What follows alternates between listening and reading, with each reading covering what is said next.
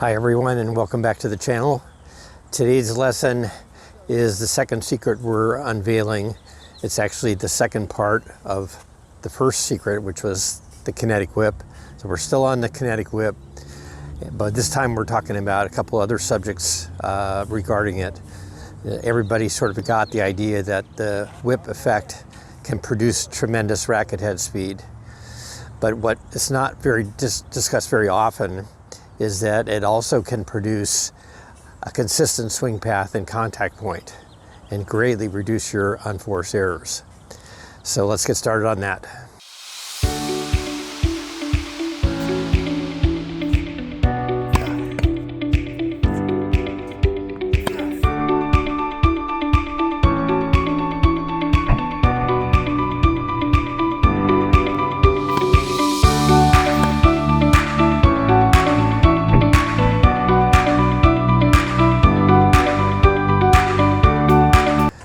But before we get started, I want to express my gratitude to everyone who gave me a warm reception coming back 5 years in the wilderness from not publishing.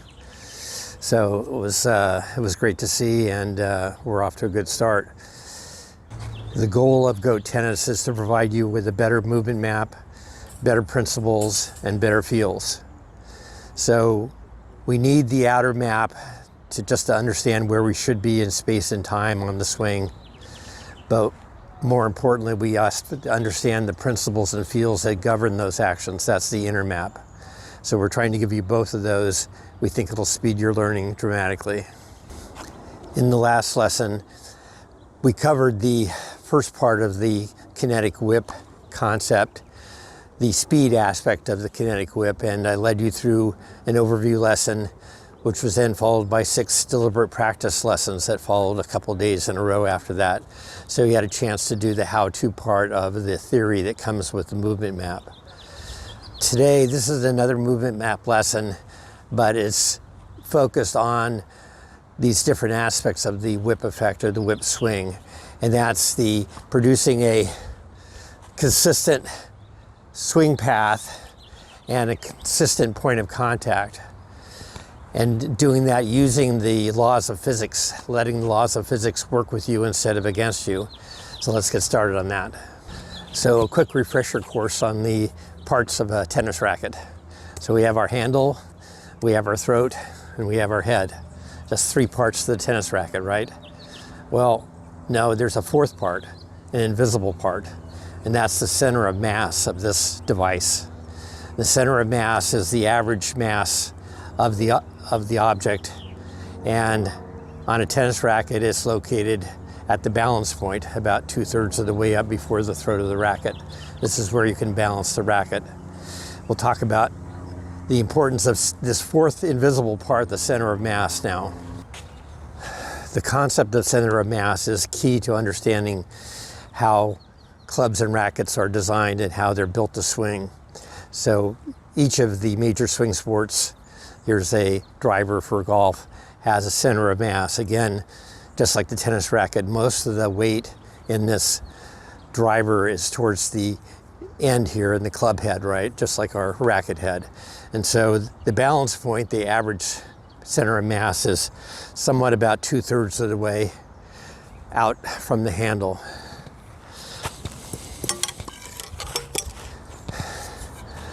The baseball bat, very similar. Most of the mass, or the weight, is in the barrel of the bat here. So the center of mass is, you can just sort of experiment and feel with it, somewhere around 2/3 right before the head of the barrel is the balance point. And to remind you, most of the weight in a racket is in the head, so the balance point is going to be sort of 2/3 of the way up from the handle. And you might be saying at this point, Kim, so what? How does this really help me become a better tennis player, help me swing better? Let me go a little bit deeper into this whole whip analogy and explain. So let's go back to looking at the bullwhip and sort of exactly how it works and the parts of the bullwhip. So we have the handle, it's like on a tennis racket. We have a thong, it's like the throat of the racket. And then goes all the way down to this piece here, which is called the fall. This acts as sort of the anchor point that swings around the cracker at the end of the cracking of the whip. So this fall piece is pretty pivotal. So how does our tennis racket compare to the structure of the whip? Well, we have the handles, right? The handle, we have the throat, here's the throat. And this center mass of the tennis racket is like the fall of the whip. And it serves as an anchor point for the rotation of the racket head around the swing circle, which I'll explain. So in the goat whip, kinetic whip stroke that we're trying to develop, and the overall form being a rotational form from the inside of the slot around in the circle, coming into contact, and then passing through. Well, the center mass of the racket head, when thrown out correctly on this swing circle, basically wants to rotate the racket head through into contact and square the ball automatically. So therefore you don't have to be worrying like we do now if you have a recreation swing with a levering pushing action like this. This is extremely difficult to time, and at high speeds it's, you know, unless you're a pro and you've practiced for years, it's pretty much impossible to do it at high speed. But with a rotational swing in the correct manner, which we'll talk about, this head follows the hand in a pulling action, and then as it turns, the head wants to rotate in and around through on its own. Physics takes over. You don't have to do anything. Let's take a closer look at this concept from inside Goat Studio. This is a simple diagram to show you how the center of mass of the racket acts as an anchor in the rotational swinging movement. The racket head will want to swing or rotate around this anchor point. So you might be asking yourself, is this invisible center of mass just hype or a myth? So let me show you these slow motion videos of me throwing a golf club, a baseball bat, and a tennis racket. I'll highlight a few parts of this action in a few moments, but first let's focus on how the golf club, baseball bat, and tennis racket all rotate around their center of mass as they are thrown in the air. Again, the center of mass acts as an anchor, propelling the head of the club, bat, or racket around the arc.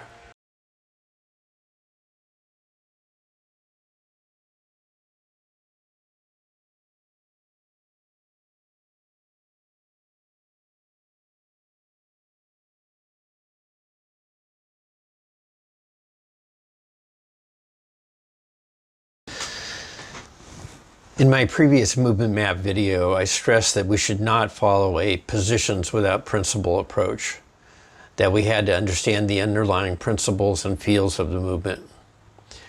We won't discuss this extensively today, but the throwing action is an underlying principle of the swing. And many good golf instructors realize this and have emphasized it in their teaching. As I said, we won't go into detail today, but I did want to highlight a few things.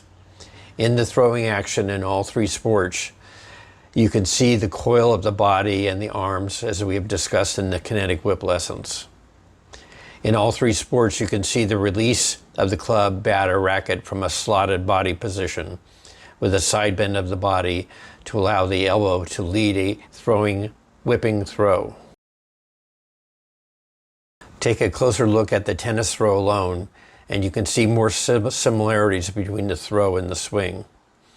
On the left, you see how the strings are facing down in the take back, just as in the take back of the topspin tennis forehand. And you can see the coil of the body and the arm, just as we showed in our wax off take back. On the right, you can see the racket is thrown from the slot with the side bend of the body, with the strings still facing down, and the racket being thrown up and out on edge. This is all very similar to a goat topspin forehand form, which I'll explain shortly. Finally, you see the entire tennis racket throwing sequence with the wind up, the release from the slot, the racket head being thrown up and out on edge, and then the rotation around the center mass. Before we go back to the court, let's take a look at a few loops of the Federer and Djokovic topspin forehand that shows this complete windshield wiper movement, throwing the racket head from the slot on edge and keeping it on edge throughout the swing. And as I play these videos through twice, I'll stop the video at the key points of the swing so you can really focus on this throwing on edge windshield wiper movement that continues from the slot into the follow through. This is the new GOAT topspin forehand model that we're trying to build.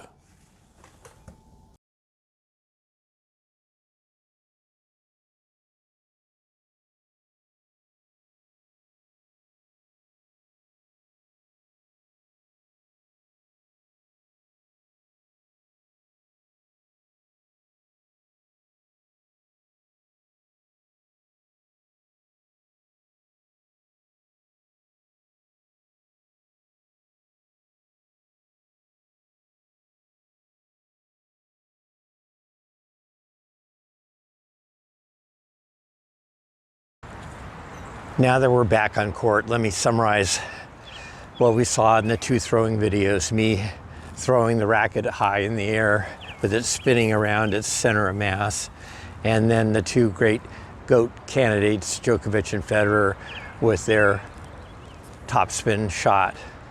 So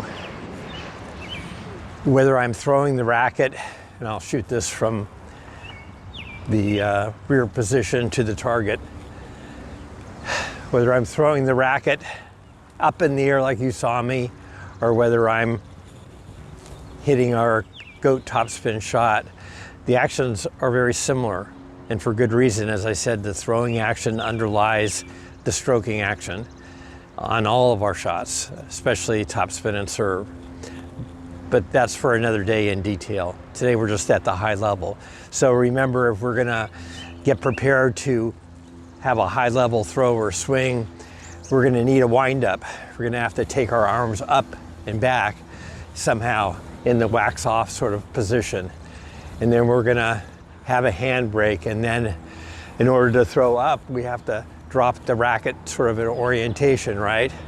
And then we talked about winding back into the slot.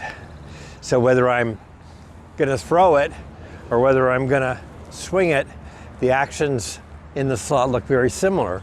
The racket strings are facing down and the racket is on edge.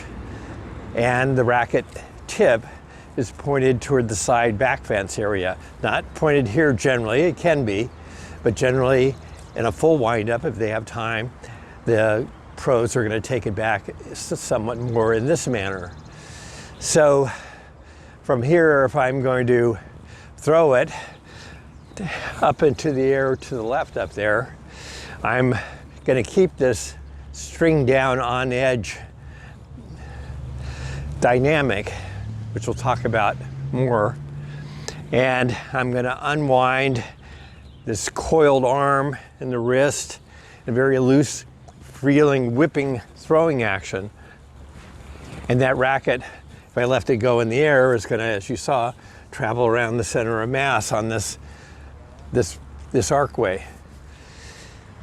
On the swing, very similar, right? We're gonna keep the racket strings face down, and in the first part of the swing, as we saw in the video, racket strings remain closed and the racket head is trailing behind my hand, which we'll talk about shortly. So we're driving out here to the right with the handle more pointed out towards the net post over here, not towards the incoming ball. This is a big mistake. Players or teachers are always recommending that the student turn the butt of the racket towards the incoming ball. Well, you can see what that does to my racket head. It shoots it out here to the outer arc of the swing path too early. We want this behind us, trailing all the way into the turn of the topspin swing. And then at the turn, again, we're releasing on an edge, but that edge does plane up, obviously, to be more vertical at contact, but not completely vertical. This is another big mistake. Players think that the racket into contact is coming here, and I'll get at my little Balti so I can demonstrate that a little bit better. As I was saying, as we reach the turn, second phase of the swing, we've come from the slot, but now we're at the turn.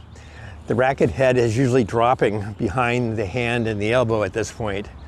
And then as we start to approach the contact zone, this racket path is going to go, racket head is going to go in a sharply vertical manner, 25 to 35 degrees vertical, right in here.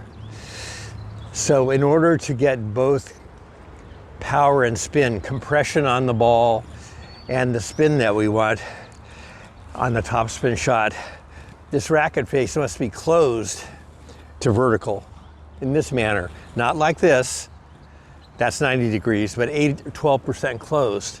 So that as it passes through this vertical path, the ball can compress on the strings and get the spin that you want. Instead, if we have the old way of setting the racket on edge and coming into contact in a much flatter horizontal way, all we can do is hit a flat, soft ball. We try to really hit topspin with that. It really doesn't work.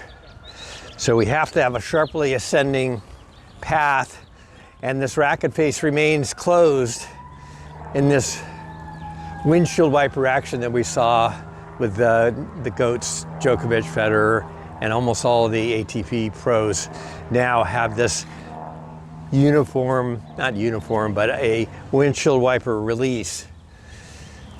The old method, taught in the 70s and 80s and 90s, and some of our best players, emulated this with the racket on edge more, and Serena and Venus has some of this in their game. So the racket would come through in this more swinging gait manner, and then people would be taught to catch the racket out here on edge. And luckily, a lot of them ignored that kind of advice and gradually got a more windshield wiper release, but not all of them. So this is the point in the video where I say technique is often counterintuitive or a counter common sense. And if you're not taught any differently, you'll go with your common sense, and eventually you'll develop a poor technique. So for the average player beginning who doesn't have a lot of instruction, it just makes sense to have the racket on a vertical edge like this and not take it back very far, to split their hands and take the racket back, depending on how confident they are. But essentially the racket moves in this manner. Maybe a slight bend back here, but not much. But the idea being that this is going to be a linear path to the target. That would be the safest common sense way to hit the ball. This is very much like the beginner thrower, where if you hand a kid a ball and ask them to throw and they don't have any training, they will have a arm-only linear throwing action to the target. Nothing like the sophisticated rotational throwing action that we see in skilled players. So the natural grip for the beginning and recreational player doesn't have much tutoring is again this Eastern grip forehand, where the hand and the palm are placed to the side of the racket. Technically, it's this pad, index pad, is placed on the third bevel on the side, and then the hand is formed around it, usually deep in the palm. So why this particular grip, and why does it have such a hold on players? Well, because their whole concept of the swing is a much more flat, horizontal swinging gait action through here, like this. And so naturally, the hand on the racket to the side like this gives you the greatest security and leveraging in this horizontal swing gait action. Of course, in earlier days, it wasn't just the unskilled and recreational players that generally swang like that. In the 70s and 80s, even our best players, the top players in the world, swung essentially like this. And I'll give you John McEnroe's example. No disrespect to John McEnroe. I always rooted for him. Great player, still is. Won 7 Grand Slam single titles and 9 Grand Slam doubles titles. And I'll provide you a link in the notes where you can go check out what I'm saying now. So he had very much a very similar kind of style that I was just explaining, where there wasn't any coil or wind back. It was simply a turning sideways and a break of the hand brake, and he would extend the racket back here and extending down here a little bit with the head, but essentially it would be more or less in this vertical manner.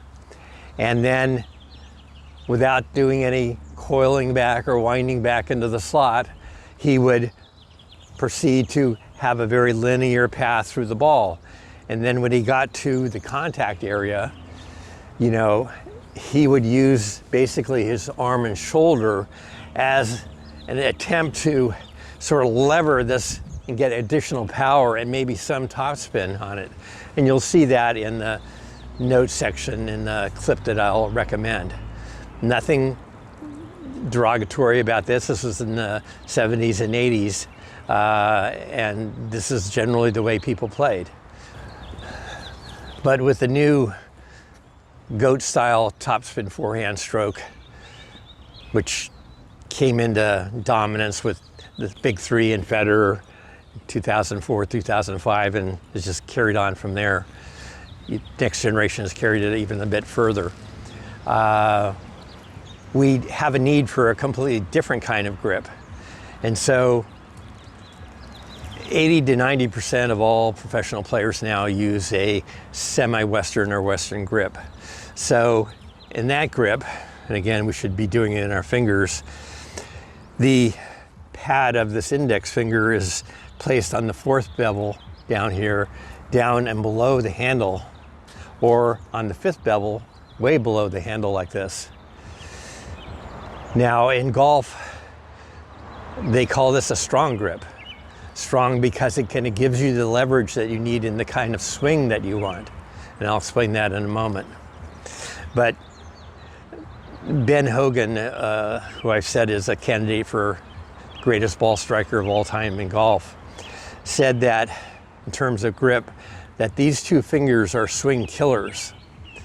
And what he meant was exactly what I've been preaching against, is so that if you grab the racket where you have a strong connection like an Eastern forehand grip and the index and thumb are anchored in there, then that gives you a powerful horizontal swinging gait levering action, which is, that is your conception of the swing. That's what you're going to favor. But for the topspin swing, we need, again, something else, which I'll show you. So with the modern goat topspin forehand shot, we want the grip to make this more efficient to be in the fingers. We want it to be in a strong grip on the below the handle, in the fourth or fifth bevel, doesn't matter too much. And so why do we have that is because, just as Hogan would recommend, it changes the dominant pressure on the handle to these bottom three fingers, and that you can actually take these two swing killer fingers off the racket, and really without much detrimental effect. So with this grip in the fingers of the bottom three fingers of your hand, then this release action, this windshield wiper whipping action, throwing action, is just so much more fluid and easy to achieve. You can maintain the strings face down throughout the swing, and then you can have the gradual coming up here high in the sharply vertical way as the handle, as it turns, pulls up and back around. This accelerates the racket head through in this great whipping motion. And I've seen a lot of instruction where it says, oh, you know, don't do that. You don't have any power with this kind of windshield wiper contact release. Well, it should be obvious by now, given all the pros and all the goats, that that isn't true. Is that you still have plenty of stability and security with these three fingers because it's still pressed up into your hand as you come into contact. And as this elbow extends forward, you get both the forward press into the ball on the strings just for a split second, and the vertical lift at the same time. Ball's on the string at only less than 5 milliseconds, 5,000ths of a second. So there is no time and no purpose to thinking that you can extend the racket to the target through contact or prolong this moment.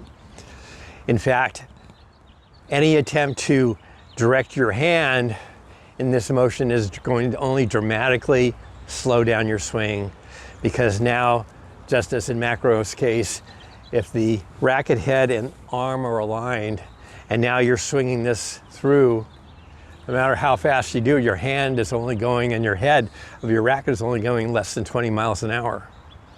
There's absolutely no whip to it. It's just a pushing, levering action. So to get the modern whip throw, much easier to use the Western and semi-Western strong grip. Now people will say, well, Kim, but Federer's one of your GOAT candidates for topspin. And that's true. He has one of the greatest topspin forehands of all time, right? And he had an Eastern grip. So how does that work? Well, we can't get into the detail now, but Federer did have a way to close down this racket face, and you can see this sort of shoulder rolling action here in contact.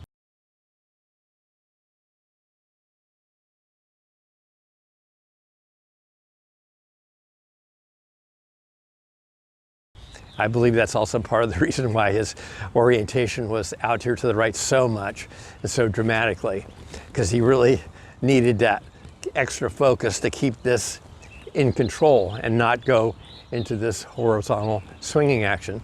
But oftentimes he too would lose control of that technique, and sometimes his forehand would go off dramatically, as in the 2019 Wimbledon final best of 5 that he lost to Djokovic in 3 tie breaks. Well, the last time they played in a Grand Slam final. In those 3 tie break sets, Djokovic had 0 unforced errors and Federer had 11, most of them being topspin forehand errors. And that's very anecdotal, doesn't prove the case of much of anything, but I'm saying that this idea of the swing path, the grip, can make a huge difference at the high level, medium level, and a low level. So I hope you'll take this into account as we proceed. Let's take a step back from the discussion of grips and move on to the second part of the kinetic whip consistency and swing plane issues regarding the center of mass of the racket. So the interesting thing about the center of mass of the racket is that in a pulling action, this center of mass wants to keep the hand or the racket head behind the pulling action of the hand. Wherever the hand goes, the racket head will follow. So from the slot, as we've seen in the videos, and in this rotational stroke, the first phase of the topspin release is more with the racket traveling out here to the right, where the racket head is not that much far below the hand. So it's more of a driving out to the right action, and we're really trying to resist the idea of opening up too soon and throwing this racket head out on the arc circle too soon. So this is why the center of mass is so important, is that if we want to preserve our form, preserve our whip, preserve the power of our throws, we want a pulling action. And we want to drive out here, and as we get to the second phase of the topspin forehand, which is the turn, where we're going to go into the sharply rising vertical path of the swing through contact, we still want the racket head to be traveling and lagging behind the hand as long as possible. When we reach contact, still the hand is ahead of the racket head. The racket head is behind and below the hand, but in this kind of path that way. So why does the racket start to move out on this arcing path? Why doesn't it just stay back, sort of back here? Well, it's because of the turn of the body and the rotation. This is going to, through centripetal force, throw the racket head out on the circle. But we want to let that happen in a natural whipping manner. What we don't want in the old style is, and what I said about Coco and whatnot, is to have this racket head extend out too soon here. Lost everything. We've lost the coil, lost the power. And now we're going to have a arm-only steering action and a levering, trying to manipulate contact sort of way of hitting, which again at high speed is virtually impossible. Again, it can work at low speeds and it can work against other opponents who don't hit any better, but not in the modern game. So with this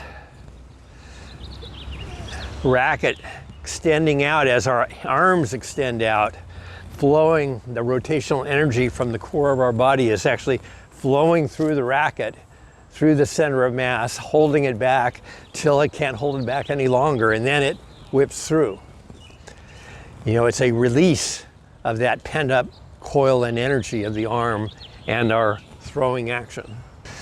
I have a little diagram that I'll show in the background of this video. Will reduce my size of my video, that shows the idea of a mass, center of mass being pulled smoothly behind it. You can see this phenomenon all the time in a car and a trailer. So again, if the car is the handle and the trailer is the head, that as this car maneuvers and goes, this head will want to follow it. If it's on an arc like this, it'll follow smoothly around. It won't jump up or lay back. It will try to track it. And that's what we want with a pulling action, using the center of a mass to keep the racket lagging behind on the smooth track that we're going to produce with our topspin shot. I said at the beginning of this lesson, movement map, that we wanted the laws of physics to work with us, not against us. And so the third element, or third law of physics that's helping us with this topspin swing, is the manner in which we're throwing this racket on edge through the air. And again, I'll post a picture in the background to shrink me up to show you an airplane taking off. So when we throw the racket out on edge, much like we would throw a frisbee if we were throwing it high, the release would be something like this.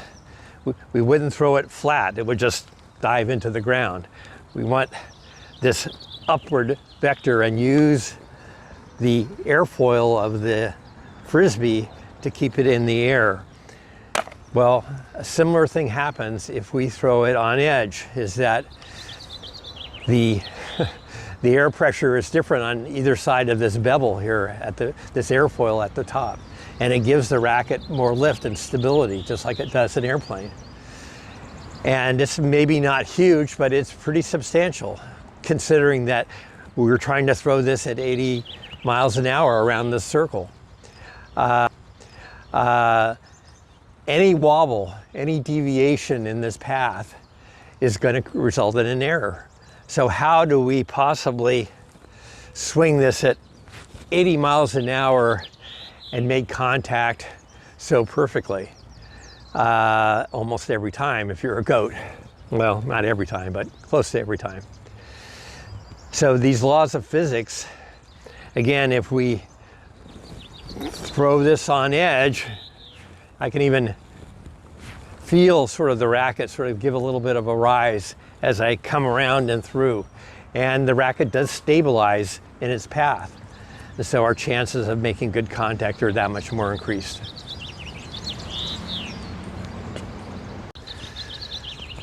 So we're getting to the end of this movement map lesson. Remember, this is the overview lesson. Deliberate practice lessons will follow. The first is that the topspin forehand is a system of different parts and components and laws of physics. Highly integrated, highly efficient to produce power and spin on a topspin shot. So all these different parts with the grip, the angles of which we throw things, and how we deliver the racket, all are integrated into this overall conception of the topspin forehand. So don't get overwhelmed with all the parts and pieces too much. Keep the big picture in mind. The second thing I want to leave you with is my message that don't wait for me to do deliberate practice. Yes, I'll be following up with deliberate practice lessons, but you can start deliberate practice at any time, and I have a great tip for you, I think. So the next time one of your fellow tennis players comes up to you on a public or a private court and says, "Hey, you want to hit?" I think your answer should be this: "Hey, that sounds good. I'm working on a few things on my game. Would you mind if we spent the first 20 minutes just focus on those things? I'll feed you balls, you feed me. I'll feed you balls on whatever you want. You feed me balls on what I want. And then we'll go on from there." Now, I think most people would accept that offer, and you immediately can transform your practice from a random way of practicing to a deliberate practice methodology. A great way to start your warm-up anyway. And while you're doing that, you're focusing on just one or two chunks, one or two parts of all these different pieces that we're talking about. One day it's the grip, the next day it's the slot, the next day it's the coil. One or two parts for that 10 or 20 minutes that you're working on this deliberately.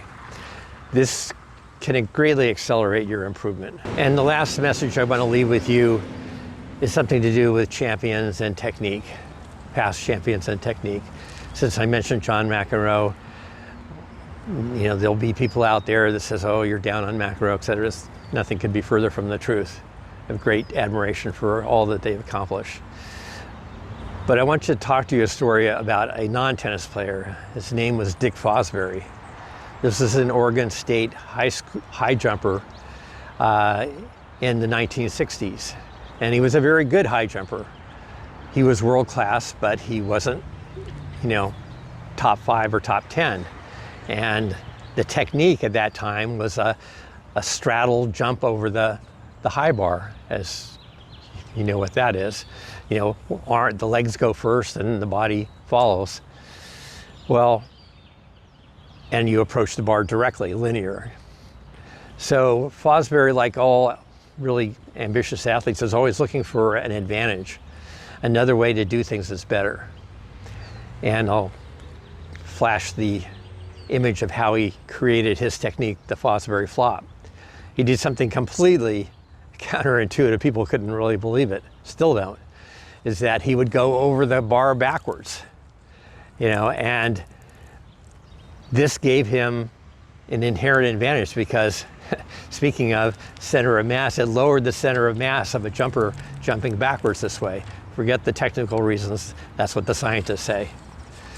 So Dick Fosbury, you know, not a top 5 or 10 jumper, won the gold medal in the Mexico 1968 Olympics.